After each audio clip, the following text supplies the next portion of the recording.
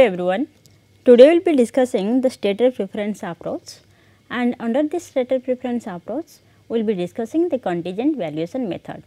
As you understand, under this stated preference approach we will be discussing two methods. One is contingent valuation method and second one is choice modeling method.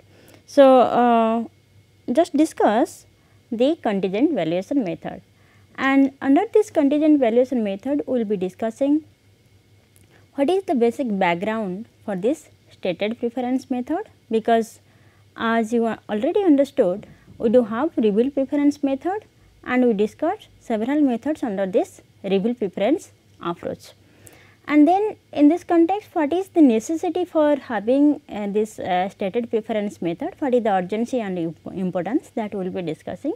Then we will be discussing what is the contingent valuation method exactly, and as it is a survey based method, we will be focusing more on the surveys, that what is the mode of the survey in the contingent valuation method, what will be the components of contingent valuation survey, and what can be a sample for developing a contingent valuation questionnaire, what are the applications of the contingent valuation method, giving certain examples, and finally we will be discussing what are the limitations and advantages along with what are the recent developments in the contingent valuation method. So, let us start with what is the necessity for this stated preference method. Why at all we are needing this stated preference method, although we have developed another non-market valuation approach, that is under the reveal preference approaches. So, the basic thing as you understand, that we have already completed this reveal preference approaches and several methods under it. So, there we used to say that these reveal preference approaches are basically meant for estimating the use value of the environment, use value of the environmental goods and services. But in case of non-use values, these reveal preference methods, they cannot be applicable. And again, for estimating the total economic value of the nature or the environment, we need to estimate both the use value and non-use value. So, in this respect, we actually are seeking for a method which can be able to estimate the non-use values like your intrinsic values or existence values, and for that reason reveal preference methods they are not capable. So, in this context, another method we are developed, which is known as the stated preference method.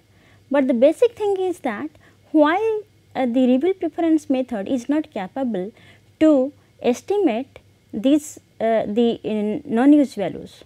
So, the answer could be that as you understand, reveal preference methods can estimate those values, those use values where the behavior is revealed, the consumer's behavior related to the market goods, they are revealed, and we are actually taking into account some of the environmental goods which are, and then we are actually thinking about a market good which can be a proxy for this environmental goods, and there we are actually finding and following the consumer's behavior for that market goods. So, in that way we are capable to estimate the use value of those environmental goods and services. But however, in case of the non-use values, as you understand the very meaning of non-use values, so it means it is something for its mere existence, it is not related to the possible uses of the consumers. So, when it is unrelated to the possible uses of the consumers, then obviously the consumer's behavior with respect to the market good, it will be unaffected, it will not be affected. So, in that context, if the consumer's behaviors are not affected, then reveal preference method is actually difficult to apply, or it is not reliable to be applied. So, because of this reason, that the reveal preference method, they cannot be applicable for estimating the non-use values. And moreover, the other reasons that we can also explain, that in certain cases we do not have any markets, So, in that case it is really difficult to apply the reveal preference method in order to capture the non-use values of the environment. And based on this scenario where we do not have any markets and where we need to estimate the value of the non-market or value of the environment, then we are seeking for a new market which is known as the constructed market, and therefore the constructed market evaluation tools have been developed. So, Richard Carson first of all used this term constructed market in order to refer to the valuation techniques that involve the construction of a market to be used to generate the value or demand for an environmental good. So, for the first time this fellow Richard Carson, he developed a market. If by using this market we can actually estimate the non-use value of the environment, and this market is known as the constructed market. So, how to define this constructed market? So, it refers to a kind of valuation techniques that will be involving the construction of a market to be used to generate the value or demand for the environmental good. So, the basic thing here in the stated preference method is the constructed market here. So, what are the different constructed markets are there, or what are the typologies of constructed market are there in order to capture the value of non-use values. So, the first type of constructed market can be in terms of purely hypothetical in nature, which is also known as stated preference or contingent valuation method. And the second constructed market is in terms of experimental method, where we need to experiment in order to know what is the value of the non-use values or non-use value of the nature. So, if these are the two types, basically two different types of constructed market, now let us explore what exactly are the meaning of this hypothetical market or contingent valuation market and the experiment market. So, in contingent valuation method, here the consumers are directed, they are directly asked that what they would pay for an environmental good. So, if there is a market situation, that is existing market situation, but here we need to understand that it is purely hypothetical in nature, because we are actually putting this sentence if there were a market, that means it is a conditional one. So, if there were a market, then what the consumers would be interested to pay for an improvement in an environmental good, but actually this there is no market for it. So, this market is just a hypothetical one. We need to imagine that as if a market exists for this type of environmental good, so that we can capture if the quality or quantity of an environmental good increases, then how we are going to pay for it. But in case of experimental market, this is not the scenario that we will be finding in case of contingent valuation method. So, this experimental market is something different. So, here the researcher constructs all the characteristics of a market. So, they are actually creating, the researchers are creating a pseudo kind of market. So, there also the researchers involved the transactions, including the financial transaction or monetary transactions, and then observes the behavior of the consumers, that if the environmental characteristics or quality or quantity increases, how the consumers are ready to pay or willing to pay. So, here the researchers, they construct a kind of pseudo market, and they do all kind of features they or characteristics of a market, even involving the transactions to occur. So, in this respect we will be now highlighting what exactly is the CVM method, because that is the focus of our discussion. So, obviously this CVM is a stated preference method. It is included as, it is characterized as a family member of the stated preference approach. And in stated preference methods of valuations, we are it can be involved in finding an individual's willingness to pay for a good by posing a set of questions. So, what we are doing in the stated preference method, we are involving this willingness to pay. So, that means we need to estimate individual's willingness to pay for a particular environmental good by asking the consumers a set of questions regarding their preferences directly to them. So, in stated preference method, we directly pose the questions to the individuals or whosoever are the beneficiaries or the stakeholders, and we can get to know what is the willingness to pay. Therefore, the stated preference methods are the survey based methods. So, as you understand, this contingent valuation method is a survey based method. So, the real task is to develop the contingent valuation questions or questionnaire.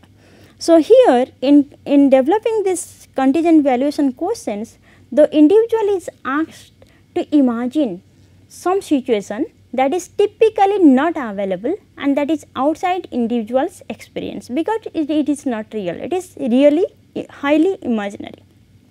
And then the individual will be asked to speculate on how he or she would be reacting in a particular situation, increase or decrease in the quality or quantity of an environmental attributes. So, in CV questions, we are developing some hypothetical questions which are imaginary in nature based on a particular theme or a particular situation that we want to picturize. And so far the history is concerned, this CV method it has its application since 1960s. So, first of all we have this CV literature by Davis in 1963, and also Randall and their co-authors, they also developed this CVM method in 1974. So, as you understand that this CVM is highly based on this survey. So, the real questions raise on the mode of the survey itself, how we are going to do the survey, conduct this survey. So, again from the very beginning I have already told you that this contingent valuation method are direct in approach, because here the individuals they directly ask the question that how much amount are you going to pay if this happens, that means whatever the situation is going to happen. So, which is highly conditional. So, it is this CV method, it uses a direct approach. So, it basically asks individuals what they are willing to pay for a particular benefit, or what they are willing to receive or accept by way of compensation if they are not going to get this benefit and they have to tolerate the cost. So, in this context, the process of asking these questions, that whether they are willing to pay for getting a benefit, or they are what is their willingness to accept in order to come in terms of compensation, in order to tolerate the cost, we need to ask them. So, what is the mode of this asking questions to these individuals? The first mode could be in terms of direct questionnaire or direct survey. The second one could be in terms of experimental techniques. So, now let us understand the components of the contingent valuation survey. So, in this contingent valuation survey, we need to see what is the compensation amount, or what is the willingness to pay amount, and in order to accept this compensation or in order to willing to pay, we must actually be able to administer, or we must able to design the mechanisms and interpret the survey in a right manner. So, for that reason, that how we can go for conducting a survey, CV survey, we can divide this survey typically into 3 parts. So, what we will be highlighting in order to conduct this CV survey?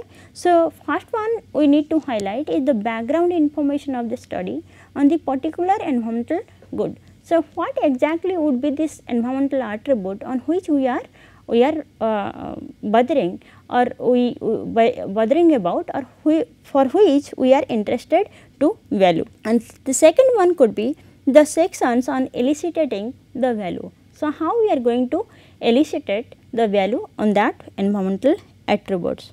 And the last one can be in terms of asking background information on the respondents or the individuals whom we are putting the questions on these environmental goods or environmental attributes. So, these are basically 3 different sections that are must in a typical contingent valuation questionnaire. So, now let us discuss some of the components for conducting a successful CV survey, and which is advocated by Carson. So, here Carson opined that we need to follow certain steps in order to conduct this CV survey successfully. So, the first one is defining the market scenario, what exactly we are going to value, so that we can create that kind of market. And the second one would be the choosing the elicitations method. So, what would be the medium of the elicitations value, and this next one is how to design the market administration, how to design the sampling, then designing the experiment itself, and finally estimating the willingness to pay functions on the particular market scenario based on these environmental attributes in discussions. So, let us understand the first components, that is defining the market scenario. So, what exactly we need to do here? What is the market scenario we are talking about? So, in market scenario we are trying to have the information that needs to be conveyed to the respondents or individuals whom we are putting the questions, and then to place these individuals in the right frame of mind, so that they will be giving some meaningful responses to the questions posed. So, the first thing, the first task that we need to do is we need to convey all the necessary information to the respondents, so that they will be actually in a judgmental mood, and they will be taking the right decisions, and they will be in a right frame of mind in order to respond to the questions posed. So, for that reason we need to follow certain steps, that how we are going to convey the information, desired information to the respondents, and so that the respondents will be in right mood to respond to our questions. So, for example, how to define the good to be valued, because here we are talking about some environmental attributes, right. So, if we need to value some environmental attributes, so for example, that is the case of CVs that has been harmed by an oil spill. So, if this is the problem that we are encountering, then what environmental goods should be valued, that we must be making it clear, so that the respondents, they will be clear that this is the problem or this is the information on the particular environmental good in questions. That is why the interviewer is posing us questions and giving us the information that because of this oil spill, how the sea beach is going to be being affected, and what are the characteristics of sea beach that are being affected. And finally, we will be asking that how these individuals who are party to this sea beach, they are going to value this degraded environmental qualities and attributes. Then we will be describing the market to be realistic to the respondents, that although we know that this is contingent valuation method is purely hypothetical, but based on this scenario we can actually generate the scenario, and we will be conveying as if there is a real market existing, and we need to value those environmental goods or services for which it is in stake. And then we need to talk about the payment mechanisms, that how these respondents, they are going to pay for it if they are willing to pay or willing to preserve the values or the environmental characteristics in questions. So, the payment mode can be in terms of tax, that if you have to use the sea beach and enjoy all the attributes of the sea beach, then this much of the tax is to be imposed. Or if you want to revive the original qualities and attributes of the sea beach before this oil spill, then your user fee would be hiked, or it is in terms of enter fee. So, mode of the mechanisms or mode of the payment mechanisms need to be discussed and need to be conveyed to those respondents. And finally, we need to actually highlight what exactly is the context in this oil spill case, whether we are talking about the groundwater contamination because of the oil spill, or it is the peripheral surroundings which is which has been destroyed, or whether the biodiversity, the water biodiversity, they have been destroyed because of the oil spill. So, we need to actually contextualize in the survey and convey it to the respondents. Then the second step that we must take into account while designing this CV survey is the choosing elicitations method. So, what exactly is the elicitations method? So, it is about to decide how best to obtain the valuation response. So, that means we need to discuss about different mechanisms and which would be the best mechanisms to obtain the valuation response from the respondents. So, the first one can be in terms of direct questions. So, here the interviewer will be directly posing questions to the respondents. So, people may not spend much effort in deciding their willingness to pay, and the probability of getting the extreme kind of responses is very high. So, the thing is that when you are directly posing the questions, that what is your willingness to pay in a particular situations, then people will not be thinking that whether they are capable to pay or whether they are actually willing to pay in this context. That is why the probability of getting very extreme ranges or extreme amount of willingness to pay is very high. So, for example, we can here we are looking to this picture. So, this animal is an endangered animal. So, it is the name of the animal is chiru, and it is we can find these animals in higher altitudes, basically the Himalayan areas. So, the question is that if the interviewer is interested to know how people are valuing this endangered animal, so that this animal will be preserved forever. So, the interviewer is directly posing the questions that what is the willingness to pay to conserve this or preserve this chiru for next 30 years. So, the respondents, they can make some amounts or willingness to pay which is very extreme one, extremely large, because we are directly posing the questions. So, one of the limitations of the direct question is that the probability of getting extreme values, extreme responses of willingness to pay is very high. The second mechanisms could be in terms of bidding games. So, what is bidding games? So, it starts with the willingness to pay quantity or number, and then seeks a binary response, that is yes or no response.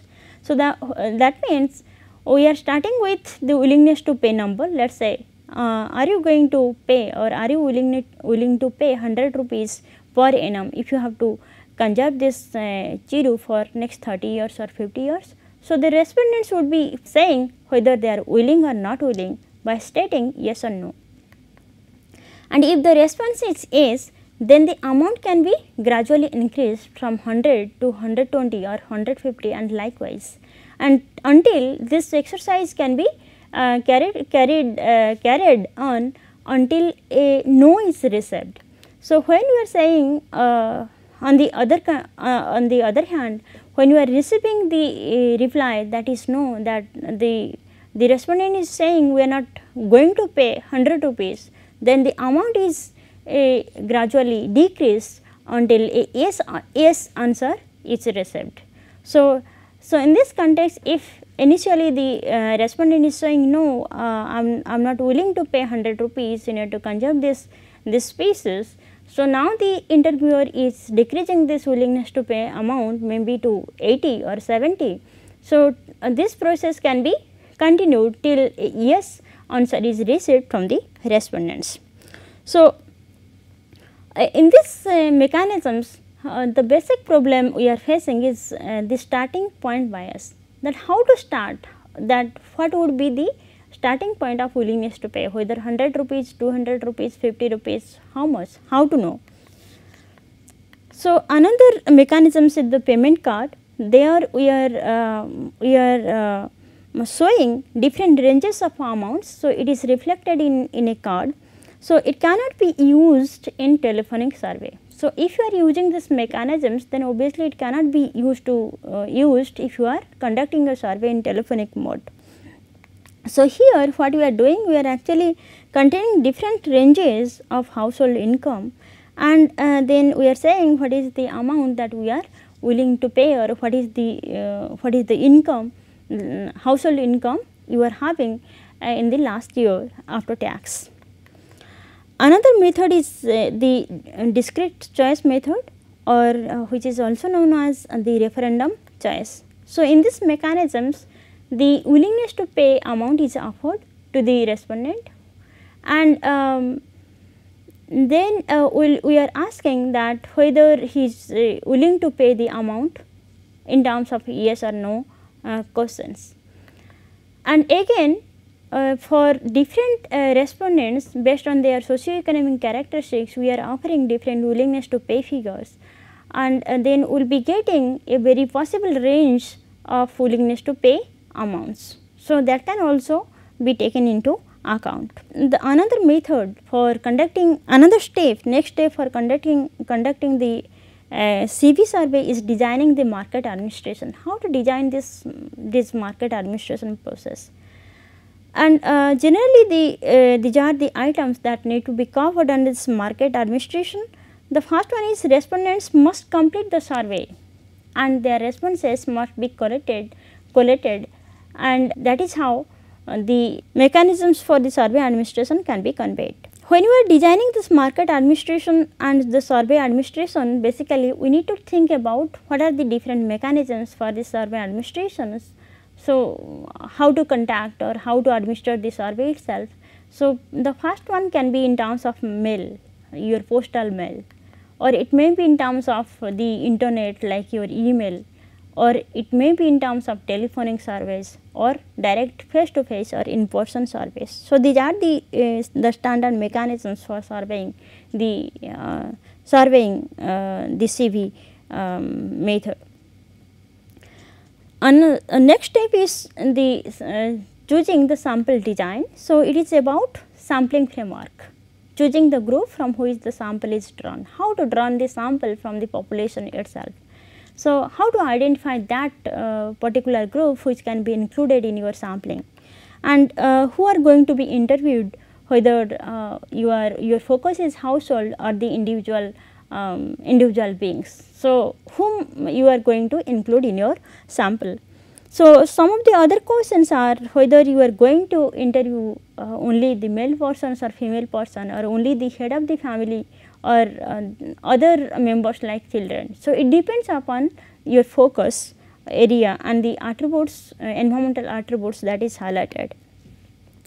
So, next step is experimental design. So, there we are interested to appropriate the information that to be collected, and it must be collected in an efficient manner without any bias. So, sometimes we are facing some biases in collecting the information from the survey. So, in order to enough care must be taken into account in order to avoid this unintended bias particularly. And in this exercise also, another thing that must be taken into account is going for right kind of statistical analysis from the survey data and information. So, that is how we need to look into in the experimental design. And finally, the final step in the CV CB study is estimation of willingness to pay functions, and there we need to analyze the survey results and estimate what is the willingness to pay functions. So, there we need to take into account the socio-demographic characteristics of the individuals or respondents. We need to take into account their behavioral, attitudinal responses, and we need to take into account what are the characteristics or what are the improvements we are actually conveying to them, and what would be their willingness to pay in order to get this increased environmental qualities. So, based on this understanding, we can actually discuss a sample of CB questionnaires. So, I have borrowed this from Coldstart, Introduction to Environmental Economics. So, as you understand that we need to segregate these CB questionnaires. The first one is introducing the interviewer itself, right. We need to explain what is the purpose of the survey, and then we will be discussing what is the background attitudes and informations, right. So, why we are doing this kind of survey and what is the background information for this survey. Then we will be posing the what exactly we are going to value, whether it is in terms of increasing the water quality improvement or it is the air quality improvement. Then we will be posing the questions on the background information of the respondent itself. So, here it talks we are discussing about a questionnaire on the water quality improvement in Seoul. So, having understood, after understanding all these steps, we need to actually look into that what are the probable applications of this CB method. So, this CB method is having so many useful applications. As you understand, we can apply this for estimating the non-use values of the nature. So, here we can include or we can estimate the value of environmental goods like better air quality or the water quality can be improved, and we can also apply this in the context of institutional development, right. So, or we can say that the way in which we would be framing our institutional context or the principles, just like what would be the mode of the finance for a particular environmental goods to the attributes of particular environmental goods to increase. Some of the examples that we can discuss that is by Brookshire and his co-authors. It was in 1982. They have gone for a CB study in order to estimate the value of improving air quality in the Los Angeles. So, they are interested in how much people would be willing to pay to increase the air quality in their local community. So, these authors, they are interested to know what is the willingness to pay of this community people if they have to increase the air quality in comparison to the existing one. So, for that reason they generated certain photographs on the air qualities in their areas. They depicted in 3 different levels of air quality and posed to the respondents on the basis of visibility, and so it was categorized into 4 very poor visible air quality containing these photographs, then the fair kind of visibility of air quality. So, it was there in the photographs, and the third category is very good visibility in the air quality, and it was there in a photograph also. Then they sampled 290 people from these localities, right, and so in this community the people were asked who were living in the poor air quality. They were shown the other 2 air qualities like your fair and good, and they were asked to compare the air qualities, poor the existing one that they were having, and the fair air quality and also the good air quality. And then they were asked about their willingness to pay if they are interested to move to fair air quality. And likewise, the people or the communities who are having fair air quality, they were asked their willingness to pay if they are interested to move to the good air quality. So, in this way they try to value the how the respondents are willing to pay in order to have improved air quality. So, another example can be in terms of supporting the government regulatory actions. So, the CV can also be applicable in this context. So, for example, in Australia, the government of Australia debated whether to preserve or allow mining in a particular area which is known as the Contd conservation zone. So, which one which would be the government policy, which would be the public policy so far the actions are concerned, whether this particular conservation zone needs to be preserved or they can be allowed for mining. So, based on this, so the government actually take into account this CV method in order to know what people what would be the kind of public policy people are interested. So, another example is the Exxon Valdez oil spill. So, there they also talked about, they used this contingent valuation method, and however, because this contingent valuation method found to be very debated because it is hypothetical in nature, this they so with time this National Oceanic and Atmospheric Administration, and they have constructed a panel, and they actually talked about that how this CBM method can be valid and reliable. So, for that reason this panel recommended certain criteria, that if these criteria are taken into account in designing the survey and conducting the contingent valuation survey, then this CBM method can be reliable and valid. So, these recommendations are, we need to take into account the dichotomous choice format, yes or no format, or there should be two choices, and minimum response rates must be at least 70%. So, that is again a must, and so for mode of interview is concerned, it should be in person interview. And another thing is the mechanisms, whether we are interested in willingness to pay for an environmental attribute instead of willingness to accept. And another recommendation they have also suggested that we need to go for sensitivity to scope for this particular study. We need to actually find which one is the very sensitive factors, and so that we can actually go for the sensitivity analysis.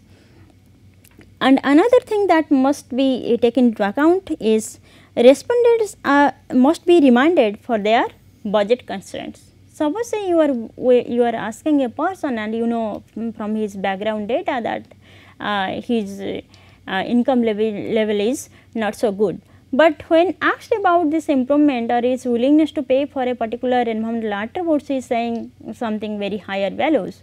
So, in that context the responsibility of the interviewer is to remind the respondents that on the basis of your information and income, so how you will be able to pay this much of amount for this environmental quality. So, based on this understanding, we can also discuss about some of the issues of or challenges of contingent valuation method.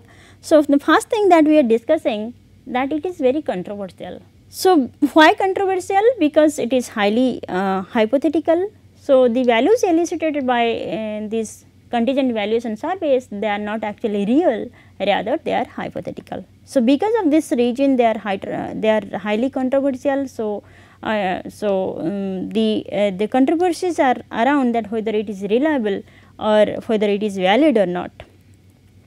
So, another limitation of the contingent valuation method is that there is no budget constraint here, because the survey itself is very hypothetical, and that is why there is no budget constraint. And without these budget constraints, whatever the choices we are making or we are finding from the respondents, they are meaningless. And moreover, we can also suffer from this warm glow effect while conducting this CV survey. So, what is this warm glow effect?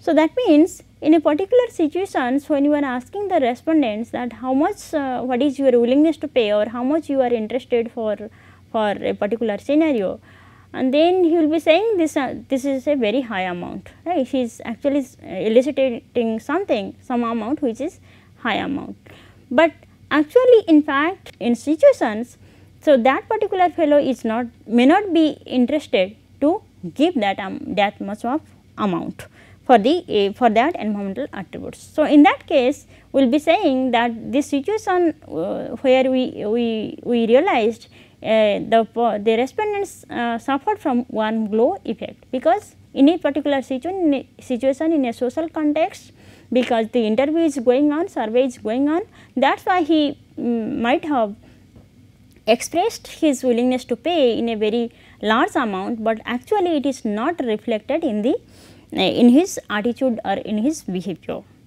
So, for example, in a survey CV survey, it was found that for a particular environmental improvement, 70% people they are interested to pay if they are going to get an increased environmental quality. However, when actually this payment system were introduced, only 10% they paid for this environmental increase in environmental quality. So, this is how we can say that this contingent valuation suffers a high amount of warm glow effect.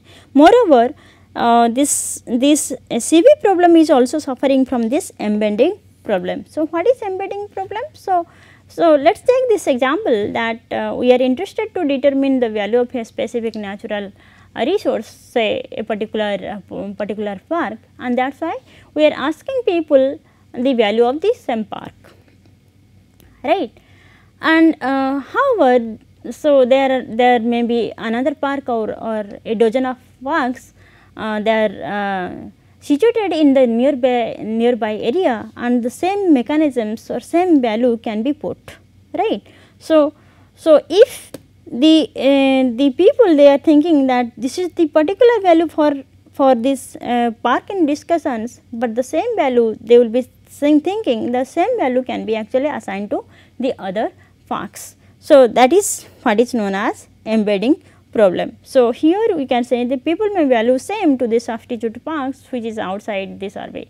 So, which may not be true, because these are context specific and situation specific. So, however, even though this CVM method is suffering from these limitations, it has certain benefits.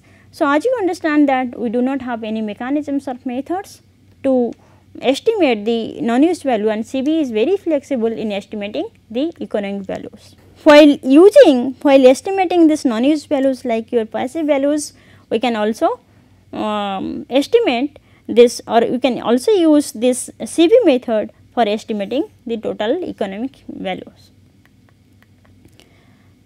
And also we can estimate the other values like your existence values, option values, BQS values, and this CV method can also be used in estimating the use values. So, that is what you can say the total scenario or for estimating the total economic value, this CV method can also be used. However, the recent developments are in terms of the insight from other sub-disciplines like your behavioral economics.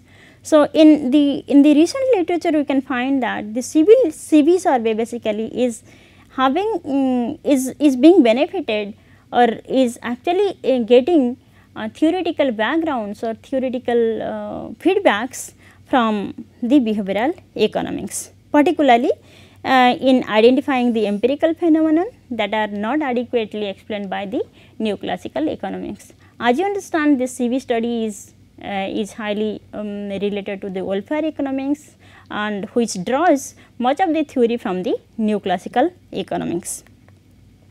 And moreover, this from not only from identifying this empirical phenomenon that are not adequately explained from the neoclassical theories, we are also relying or borrowing insights from behavioral economics in terms of initial focus on the identification of behavioral inconsistencies and then formalizing this alternative theoretical conceptualizations. So, thereby we are actually able to develop or formalize alternative theoretical frameworks in order to value this environmental goods and services. So, thereby this behavioral economics is also helping in reshape and improvement in the very economic principles as well. So, these are additional developments we are finding from the literature, that how this CV itself is being enriched from the environment, from the behavioral economics. Moreover, this CV is also being enriched by the psychological factors, basically the experiments part of the psychological studies. So, we are also finding these are recent developments in the CV literatures. And moreover, because of this increase or advancement in technologies and social media of interactions, this CV study has also been increased and has enriched its scope.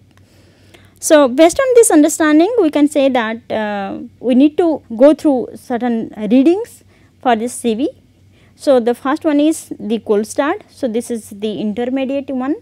So, you can go through it, and after going through it, you can actually follow this Mitchell and Carson's using surveys to value public goods, the contingent valuation method. So, it is a specialized book. Moreover, you can go for this edited book if you need to explore more about the contingent valuation surveys. Thank you very much.